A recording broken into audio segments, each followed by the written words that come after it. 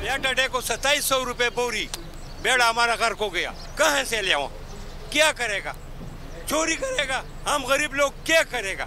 तबाह हो गए, तबाह। गरीब आदमी अगर एक मुर्गी को छोड़े एक सब्जी नहीं ले सकता। हर दिन जो है नए से नया रेट सुनने को मिलता है, हर बंदा ही परेशान है। बेटा गरीब बंदा तो रोटी नहीं खा सकता, दाल चावल नहीं खा सकता, गोश्त वगैरह तो बड़ी दूर की बात है। महंगाई का ग्राफ मजीद ऊपर चला गया। एक हफ्ते में शरह में 1.09% का बड़ा इजाफा, मजमूई शरह 30% अबूर कर गई।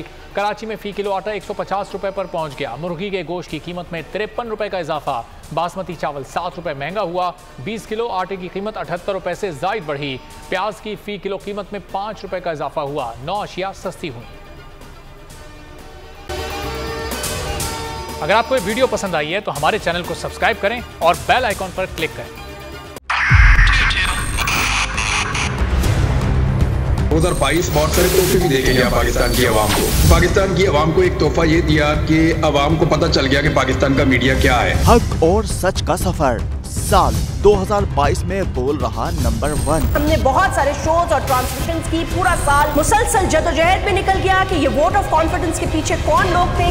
तोड़े रेटिंग के सभी रिकॉर्ड। सोशल मीडिया पर भी सबसे ज्यादा तेजी से 2.4 बिलियन व्यूज का संगे मील अबूर किया।